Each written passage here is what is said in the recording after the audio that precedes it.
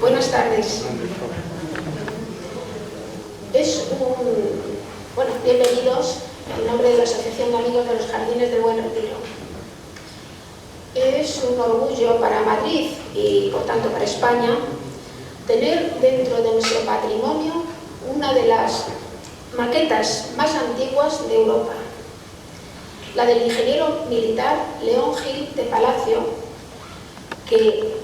la cual formó parte del gabinete topográfico creado por Fernando VII. Para ilustrarnos sobre esta obra, que verdaderamente, salvando las distancias, podría considerarse el antecedente de las copiadoras 3D que se llevan.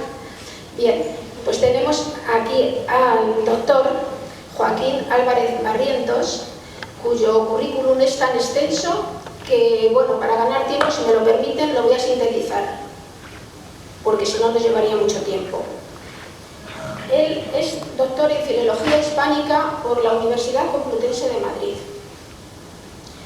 Es profesor investigador del Consejo Superior de Investigaciones Científicas. Es presidente de la Sociedad Española de Estudios del Siglo XVIII. Premio de Investigación de la Real Sociedad Menéndez Pelayo. Y también es autor de numerosas novelas y publicaciones, una de las cuales es objeto del título de esta conferencia, que es La maqueta de León Gil de Palacio. Así es que, deseando escucharle, muchas gracias y adelante. Gracias por estar aquí en este día, además tan poco propicio para salir de casa.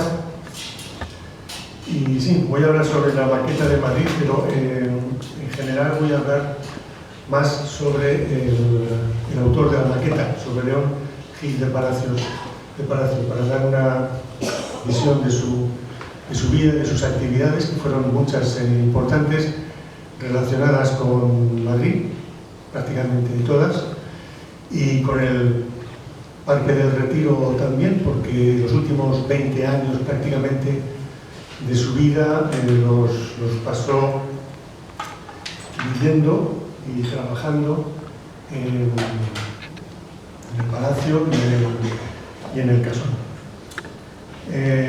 Aunque vengo de la filología, yo me he ido paulatinamente dedicando a asuntos que tienen que ver con historia y con otros ámbitos, de modo que mi acercamiento a la maqueta no es evidentemente filológico, sino más bien histórico-cultural, también desde la historia de las ciudades. Pero bien, volviendo al autor, a León Gil de Palacio. León Gil de Palacio, aquí tenemos un retrato suyo en blanco y negro, no sabemos quién es el autor, el pintor de este retrato, que figura en un pequeño folleto biográfico que publicó su hijastro en 1892.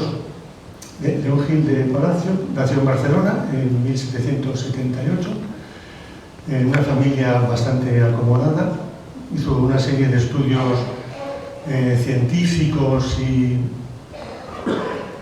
militares relacionados para poder entrar en la academia militar. Estudió en la Academia de Matemáticas de Barcelona y después se presentó a los exámenes en la Academia de Artillería en Segovia, consiguiendo pasarlos con bastante buena nota y bastante bien. Fue militar, ingeniero, pero sobre todo artillero. Cuando lo miramos en las relaciones militares, siempre aparece en las del Cuerpo de Artillería y, de hecho, como veremos después, llegó a ser director del Museo de Artillería. Participó en la Guerra de la Independencia, bastantes acciones de guerra por las que fue condecorado. También fue herido numerosas veces. De hecho, parece ser que una herida en la cabeza le dejó unas lacras, unas dolencias que perduraron durante toda su vida, que tenía que ir a tomar las aguas a diferentes lugares para calmarlas. Pero en fin, participó, como digo, en la Guerra de la Independencia, sobre todo en acciones de guerra, pero también en acciones técnicas, por ejemplo, para montar fábricas de armamento, para encontrar el mejor modo de sacar partido a la chispa del armamento, de las pistolas, en fin, sobre todo en el aspecto técnico. Y acabó la guerra destinado en La Coruña. Bien, allí en La Coruña se dedicó también a detentar algunos cargos civiles como director de algunas fábricas, la fábrica de tabacos y algunas otras, que no me voy a detener en esto.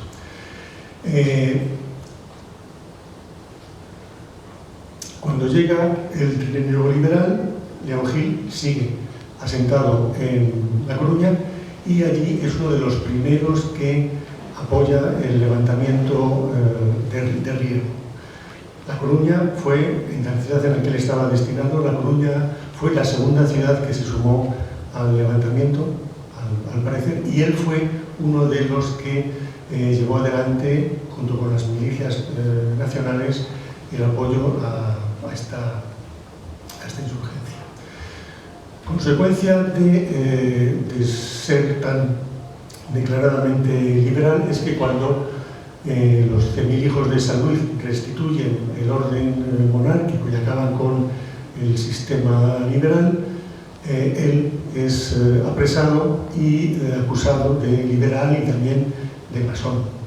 Lo de la masonería no lo sabemos claramente, que era liberal sí, porque tenemos algunos textos importantes suyos que son arengas dirigidas a los milicianos en La Coruña, pero lo de la masonería no está tan claro.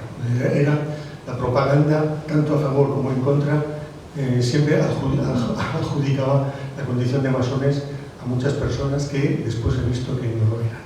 En todo caso, él es apresado y desterrado a un pueblo en la frontera, en la línea, en la raya con Portugal, pero se escapa y durante varios años le perdemos la pista. Hay que suponer que está pues eso, escondiéndose por diferentes lugares de la península hasta que es apresado y llevado a Valladolid. En Valladolid llega en 1826 o 27. En Valladolid se encuentran los hermanos O'Donnell, Carlos y José O'Donnell. Y los que después van a ser carlistas, en ese momento lo ayudan, lo reinsertan en el mundo militar. Gil se dedica a dar clases de matemáticas en la academia y allí construye dos importantes maquetas. Esta, que es la de la Torre de Hércules, él estuvo destinado, como acabo de decir, en La Coruña, y otra que es la maqueta de la ciudad de Valladolid. La ciudad de Valladolid, esa maqueta no existe, se acabó destruyendo a comienzos del siglo XX, pero tenemos bastantes noticias sobre cómo era. Nos quedan de esa época vallisoletana esta de La Coruña y esta otra del monasterio de Nuestra Señora de Prado, que estaba fuera de la ciudad.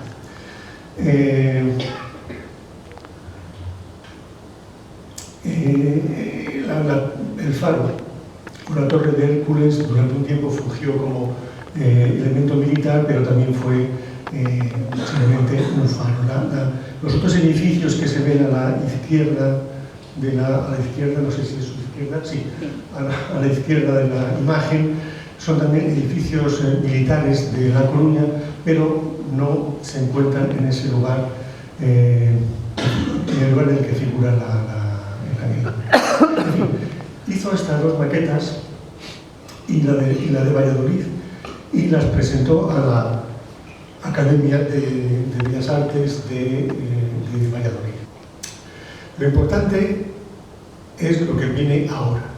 Estamos ya en el año 1828 y Fernando VII ha hecho un viaje por España para acabar con la sublevación que había en Cataluña. Al volver a Madrid pasa por Valladolid Y no solo ve estas maquetas que acabo de mostrar, sino también la maqueta de la ciudad, que, como digo, ha desaparecido. Pero además, el ejército, el ayuntamiento, los comerciantes de Valladolid encargaron a León Gil que preparara toda la arquitectura efímera para recibir al rey. Entonces, León Gil construyó, bajo su dirección, evidentemente, un carro triunfal en el que entraron los reyes en la ciudad, un carro triunfal tirado por el cuerpo de artillería de los voluntarios realistas, varios arcos triunfales en diferentes lugares de la ciudad, también en la plaza, al lado de la Plaza Mayor, en la Plaza Ochavada, allí también construyó otro gran arco triunfal y en fin, y otros elementos. Tengo aquí las descripciones, pero no las voy a leer porque no voy a alargar demasiado, pero lo que sí queda claro es que eran grandes e importantes construcciones que llamaron la atención del rey. Llamaron la atención del rey, como llamó la atención del rey la maqueta de Valladolid. En estos momentos, León Gil, como había sido liberal, como era liberal, estaba en lo que se llama, estaba siendo purificado. Había entrado en un proceso para ver si su causa, si su actuación durante la Guerra de la Independencia había sido pura o no, o si podía corregírsele e insertarlo en las estructuras militares y administrativas. Bien, su proceso estaba bastante paralizado, pero el rey, al ver la capacidad que tenía para hacer estas maquetas, aceleró ese proceso, pidió que se le purificara y lo destinó al Museo de Artillería de Madrid. De manera que en 1828 León Gil abandona Valladolid y viene destinado a Madrid al Museo de Artillería. Y viene además con el encargo explícito de hacer la maqueta de Madrid. Cuando está en Madrid, hace la maqueta de Madrid, de la que voy a hablar después, presenta nuevamente la maqueta a la Academia de Bellas Artes, esta vez a la Academia de San Fernando, y la Academia de San Fernando le hace académico por la sección de arquitectura. Al mismo tiempo, un año después, unos meses después, presenta esta otra maqueta, mucho más pequeña, que es la maqueta del monasterio de San Lorenzo del Escorial, que quizá han podido ver recientemente en una exposición que hubo en el cuartel del Conde Duque sobre ciudades y fortificaciones, una exposición que comisariaba Pedro Navascués. Bien, pues con esta maqueta y con la de Madrid, la Academia le hizo miembro de su cuerpo. Al mismo tiempo, y aquí empieza una parte un poco más compleja de su vida, aunque ya lo había sido bastante, respecto de lo que sabemos sobre el gabinete topográfico. El gabinete topográfico se crea a partir de 1831, se inaugura en el año 33, y siempre se ha pensado que era una institución independiente de la Academia e independiente de cualquier otra institución. Pero, estudiado la documentación, se ve que la primera idea de hacer un gabinete topográfico la tuvo la Academia de Bellas Artes y León Gil fue encargado por la Academia para dirigir ese gabinete topográfico. El asunto es que mientras él ha terminado la maqueta de Madrid en 1830, una maqueta que ha tenido un éxito extraordinario. La prensa se ha hecho eco de la importancia de la maqueta, no solo periódicos en Madrid, sino periódicos también en provincias. El embajador francés le quiere contratar para que se vaya a París y haga la maqueta de Madrid, de las mismas maneras y la misma extensión que ha hecho la maqueta de Madrid. Mientras tanto, además, cuenta León Gil cuenta con el apoyo de Fernando VII, él se da cuenta de que tiene la posibilidad de ser independiente de la academia, es decir, ser académico como es y ser además director de una institución que va a acabar siendo el gabinete topográfico en el Retiro, dependiendo directamente del rey. De manera que, mientras está trabajando en la academia, haciendo o preparando algunos trabajos, como precisamente la maqueta del observatorio que se encuentra también aquí en el Retiro, está llevando adelante encargos directos del rey.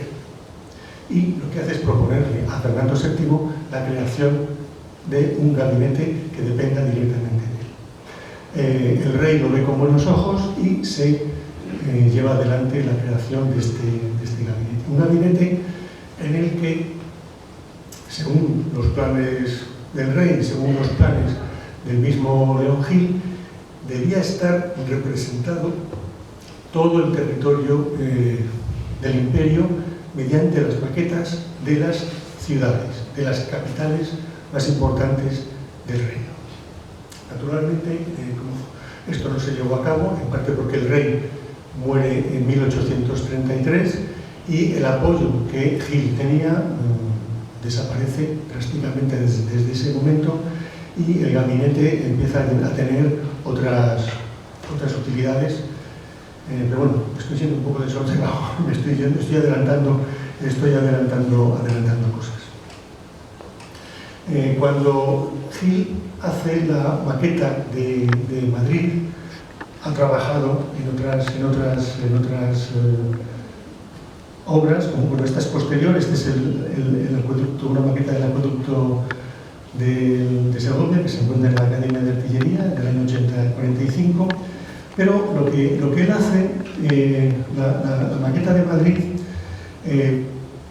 no es algo que a él se le ocurra, o que se le ocurra al rey como algo excepcional o algo diferente de lo que se está haciendo en otros lugares de Europa. Aparte de que tenemos antes los gabinetes con las maquetas militares que vienen desde siglos atrás, lo que se está haciendo a partir de un momento es reproducir a escala las ciudades, pero desde una perspectiva más bien desde la paz, desde la productividad de la ciudad. Y, por ejemplo, este personaje, que era dibujante, que era muchas cosas, vivía en Praga, hizo también una maqueta, de la ciudad de Praga, en las mismas fechas en las que la hizo este León Gil.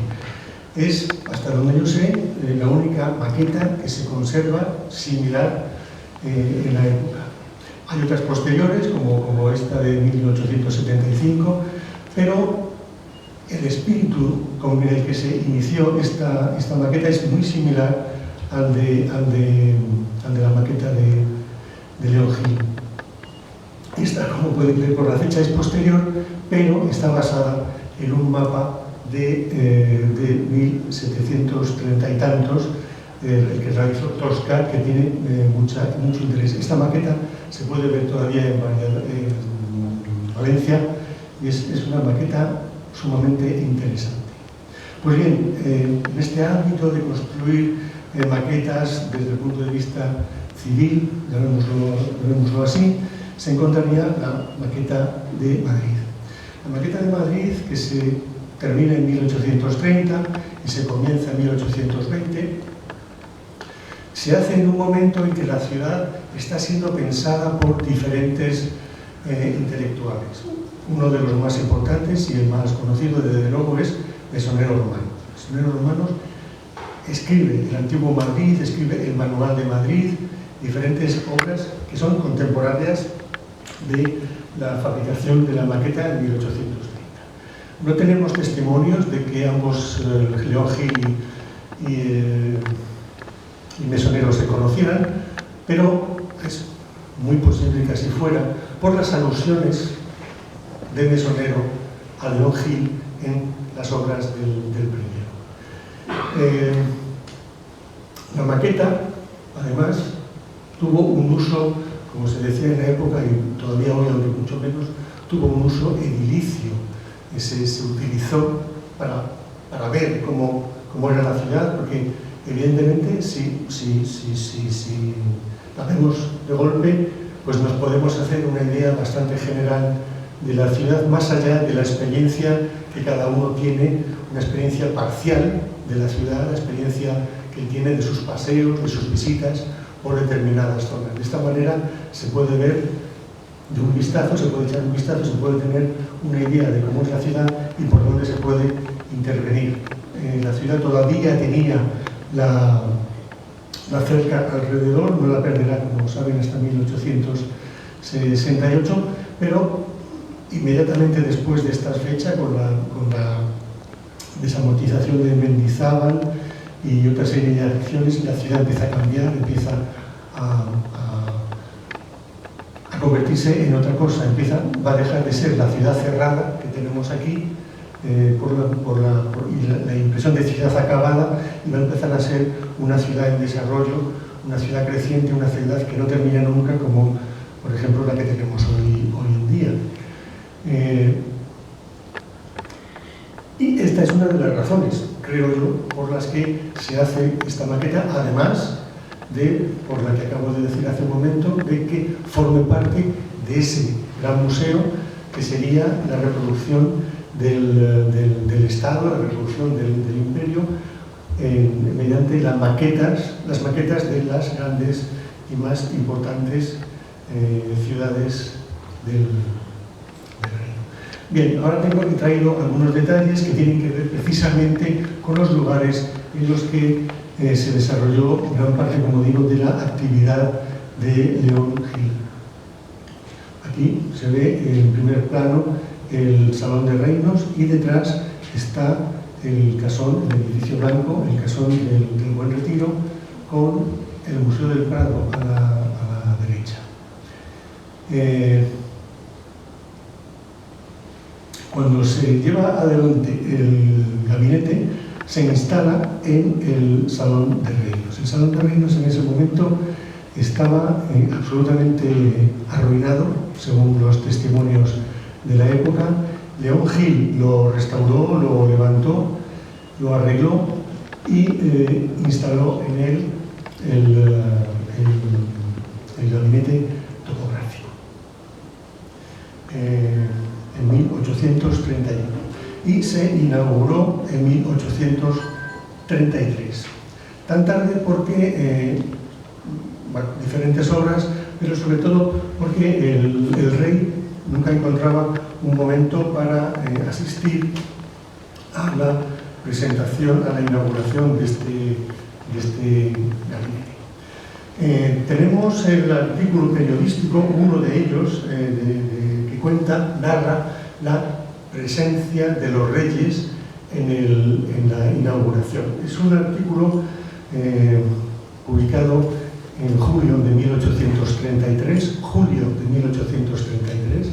el rey muere en septiembre de 1833, de manera que la ayuda que podía prestar al gabinete fue poca y durante poco tiempo, porque su hija después, aunque apoyaba a la institución como obra de su padre, no se implicó de la misma manera en que lo pudo hacer el rey.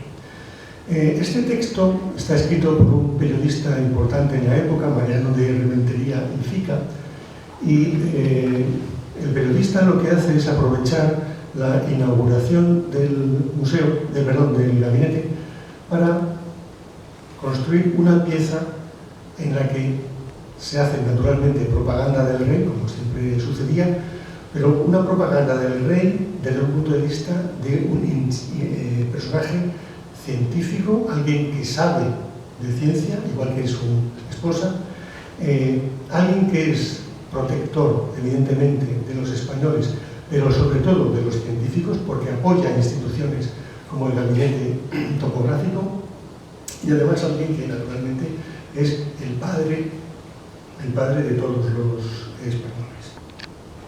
El artículo describe las obras que en ese momento formaban parte de la colección del gabinete, no todas maquetas, y también la impresión que se tenía al entrar en este espacio. Es un poco largo, voy a leer solo algunos fragmentos, porque es muy evocador. Además, en algún momento alude a cómo, mientras están contemplando unos jardines artificiales que había preparado León Gil, en un determinado momento se oyen los rugidos de los leones de la casa de fieras que estaba relativamente cerca. Y a partir de ahí, como digo, el periodista Mariano de Rementería y Fica construye esta pieza, que es una pieza, a mí me parece extraordinaria, de propaganda. Los reyes fueron al Salón de Reinos, que se había recuperado el artesonado, íntimamente renovado, que tenía entre caprichosos rasgos las armas de todas las provincias de la monarquía. Es decir, que estamos hablando de cómo el gabinete significaba y reproducía la unidad de la monarquía, gracias a las armas de las diferentes provincias, con sus colores, etcétera, etcétera. Hay además dos retratos, por supuesto, de los reyes. Y dice a continuación: lo primero en lo que sus majestades fijaron la atención fue el jardín artificial dispuesto y ejecutado por León Gil, en el que se reproducía la naturaleza en estrechos límites, ostentando rústicas grandezas. Había un jardín con surtidores, verjas de caña entrelazadas de jazmines, granadillas, vides, una gruta tosca, un asiento con césped y cuadros llenos de diferentes flores, todas producciones de la artística laboriosidad y rodeadas de árboles de diversas clases, en las que se ostentaban 240 hojas minuciosamente elaboradas. En segundo término, se podía ver, es decir, aquí lo artificial ya se relacionaba con lo natural. En segundo término, se podía ver la naturaleza ofreciendo a la vista unas majestuosas lontananzas topográficamente presentadas de la cadena de los montes que dividen las dos Castillas, en las que se distingue el Escorial, el puerto de Guadarrama, Navacerrada y otra serie de elementos. Todo hecho con gran complacencia, etcétera, etcétera. No voy a continuar por aquí. Después, ante estas evocaciones, viendo todo esto que está contemplando el rey se acuerda de cuando él era pequeño y tuvo un susto. Él dice: tuve un susto en estos mismos escenarios. Y nos dice cuál es el susto. No voy a contarlo. Y después se retiran a un gabinete similar al que había en el Museo del Prado, más pequeño, pero donde ellos podían descansar. Y después continúa el periodista señalando pues esto, lo que digo, cómo se va juntando, hace una reflexión sobre el rey como responsable, como persona que apoya a los científicos, etcétera, etcétera. Y después habla de los recuerdos, las glorias de España que se simbolizan en este edificio, los lejanos rugidos del león en medio de la hermosa calma de la naturaleza, de la más brillante tarde de julio, y, en fin, considera toda como este gabinete, dice textualmente, es el punto céntrico de la monarquía. El objetivo, desde luego, era ese, que uniera todo lo que representara toda la monarquía, como digo, mediante las maquetas. En fin, no voy a seguir por aquí. La maqueta, siempre en la época, se la tildó de ser muy exacta, de reproducir fielmente la ciudad. Y desde luego el efecto que producía en los espectadores era ese.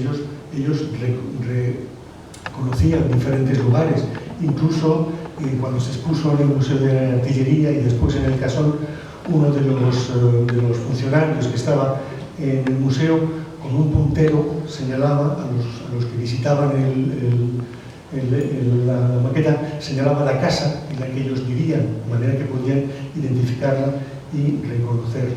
Después, estudiosos que han venido después han visto algunos errores y algunos defectos de la maqueta, pero la impresión que producía la maqueta, como digo, era esta de reconocerse en el espacio.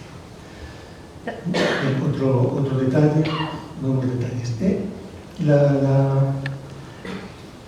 La maqueta, que se encuentra ahora en el Museo Municipal y que no puede verse porque está sucia y están intentando limpiarla y recuperarla, parece ser diferentes.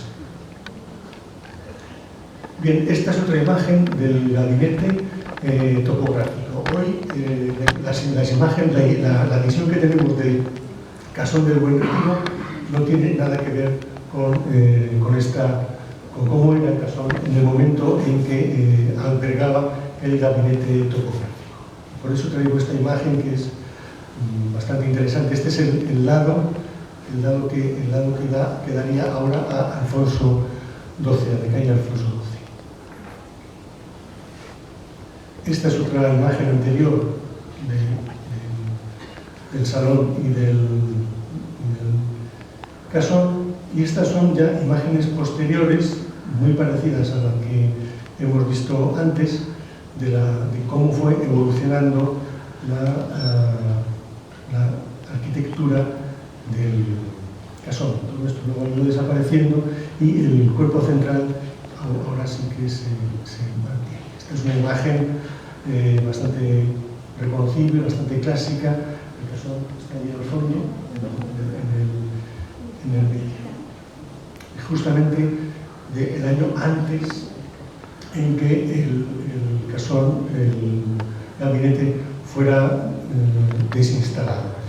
León Gil muere en 1849. En 1849 le sustituye otro militar en la dirección del gabinete, pero el gabinete ya no tiene prácticamente ninguna actividad.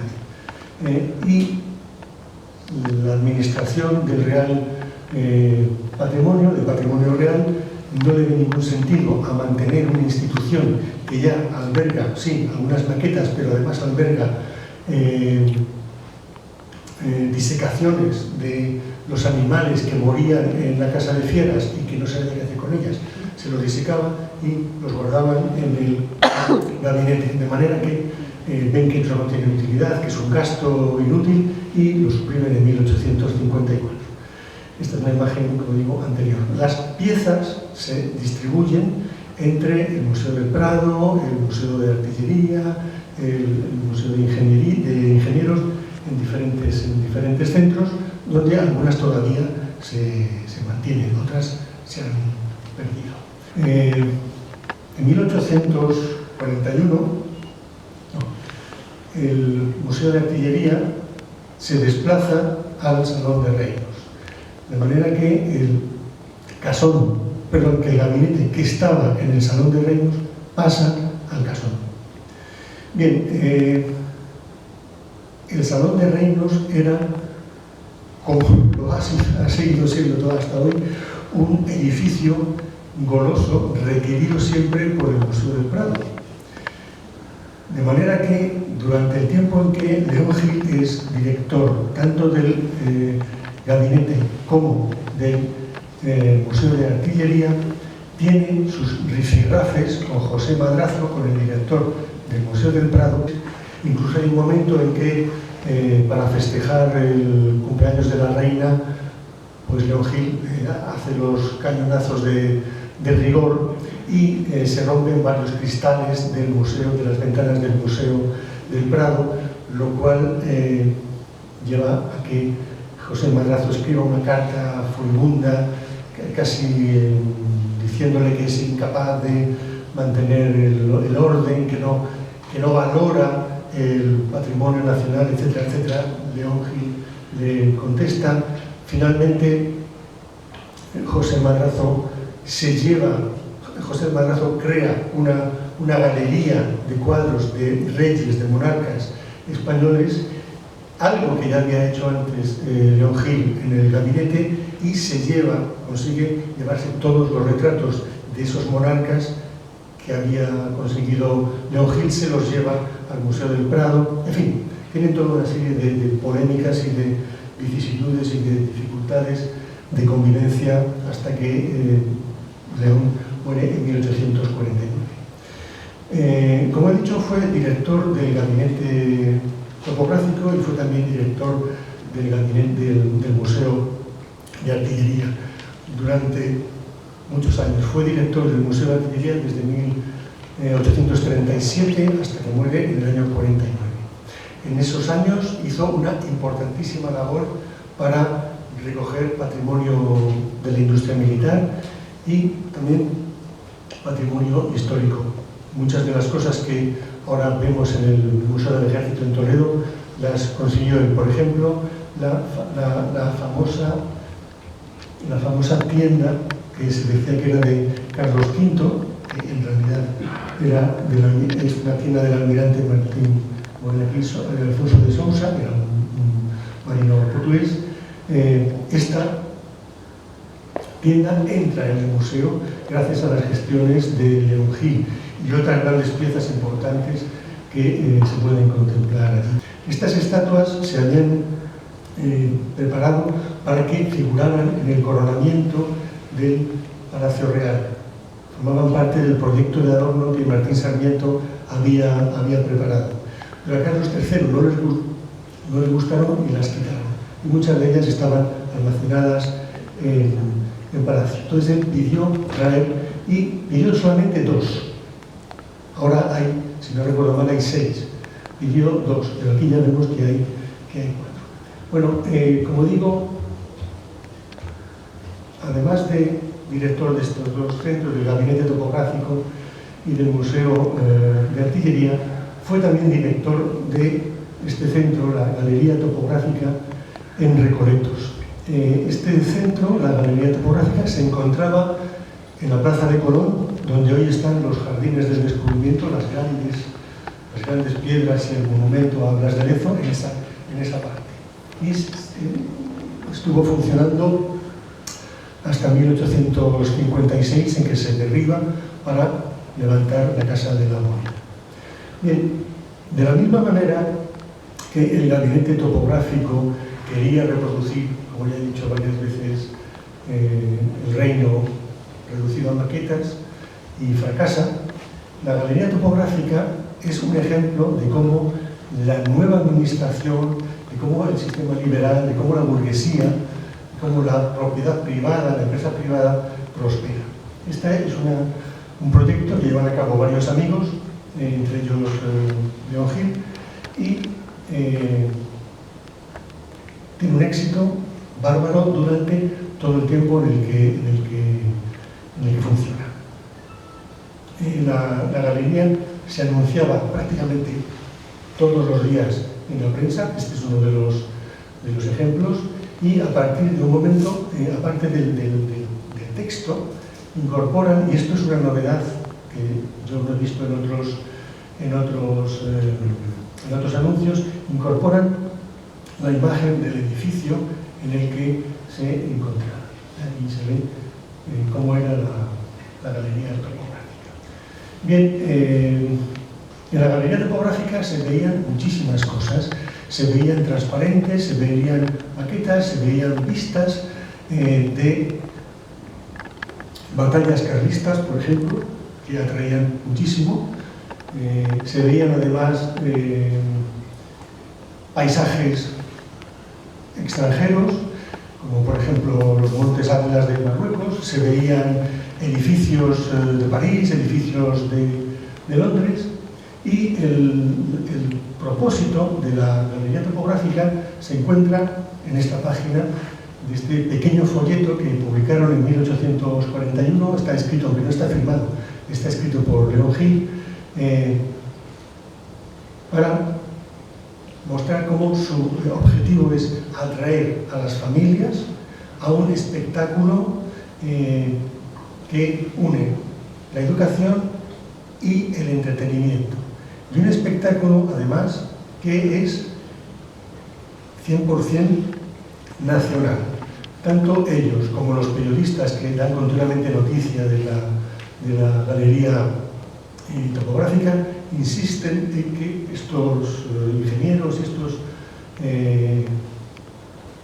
capitalistas no han mirado a Europa. Ese va a ser uno de los rasgos característicos de la galería topográfica, pero además la idea de que hay que asistir a esta galería, hay que ir a esta galería porque estamos trabajando todos en un proyecto de civilización y de modernización del país, del que la galería topográfica sería un ejemplo. Después siguen una serie de ilustraciones y de descripciones de cómo eran las diferentes vistas y maquetas y transparentes que se podían ver. En 1851 ya ha muerto Gil, pero la galería continúa. En 1851 publicaron este folleto. Muestra hasta qué punto estaban al día de lo que estaba pasando fuera. En 1851 es la primera exposición universal que se celebra en Londres y Paxton construye el famoso Palacio de Cristal, que después ha generado toda una retahíla, una gran cantidad de palacios similares. Bien, pues una de las atracciones que había en la galería era montarse en una diligencia. La diligencia iba recorriendo España, París, se cruzaba el Atlántico y se llegaba a Londres, se describía Londres y se podía ver el Palacio de Cristal de Paxton. Otra de las cosas que más atraía era el túnel que se estaba haciendo debajo del Támesis. Voy a ir terminando. Larra escribió estas palabras en 1835 en un artículo en el que daba cuenta de la importancia de la actividad, de la importancia de mantener el patrimonio y de conservar el patrimonio artístico, histórico, literario, científico, etcétera, etcétera. Al mismo tiempo que escribe esto, anuncia que el barón Taylor, desde Francia, va a venir, porque está comisariado, para llevarse todas las maravillas que él pueda. Y de hecho vino, se llevó muchas cosas que después se vieron en el Museo de Prado. En el Museo de Louvre, perdón. El motivo de colocar estas frases aquí es porque responden muy bien al objetivo que tenía León Gil de Palacio, en especial mientras estuvo al frente del Museo de Artillería. Una y otra vez, y lo dice claramente en el catálogo que escribió en 1849, el año de su muerte, el catálogo de las obras que se pueden ver en el museo, uno de sus objetivos era reconstruir y reproducir la historia de España desde los objetos, desde el patrimonio y, desde luego, mostrar a los extranjeros que somos capaces de mantener, de progresar, de estar en la senda del progreso en la que ya se encontraba Europa, pero también de mantener todo este otro material, todo este otro acervo que nos identifica como pueblo, que nos identifica como nación. Y poco más, muere en Segovia porque pasaba partes del año en Segovia, tenía un cargo militar también allí, dentro del cuerpo de artillería. Muere en septiembre en Segovia, según parece, de una afección pulmonar, no sabemos mucho más. Estuvo casado, se casó 2 veces, su primera mujer murió durante la guerra de la independencia, la segunda se casa ya cuando está instalado en Madrid. Tuvo un hijo, por lo que sabemos, un hijo ilegítimo cuando estaba en La Coruña, un hijo ilegítimo que también se hizo militar y pasó a América. Y es una figura, para ir terminando, una figura yo creo que prácticamente desconocida. Muchos podemos haber visto la maqueta que se conserva en el Museo Municipal, pero no recordamos el nombre de su autor, y sin embargo es alguien que desde las instituciones en las que estuvo y con la propia maqueta trabajó mucho por la ciudad, trabajó por la imagen de la ciudad y trabajó también por la historia de la ciudad y de la propia nación, sobre todo desde el punto de vista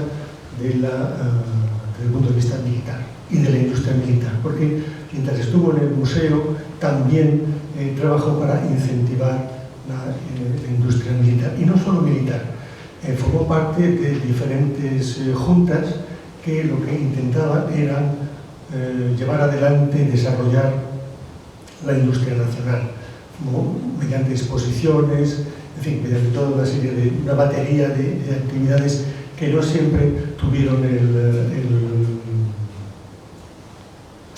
desarrollo o el eco que habría sido de desear. Y ya para terminar, pues un poco de publicidad. Este libro acabo de publicarlo ahora, y es un estudio extenso sobre la vida, sobre las actividades, sobre la proyección de León Gil, y análisis de las maquetas diferentes y de su trabajo al frente de las instituciones a las que me he referido, tanto como del proceso de purificación que sufrió y aceleró en 1820, en el que se vieron implicados tanto O'Donnell como Fernando VII, como algunos individuos más de la familia de Fernando VII. En fin, gracias por su paciencia y nada más.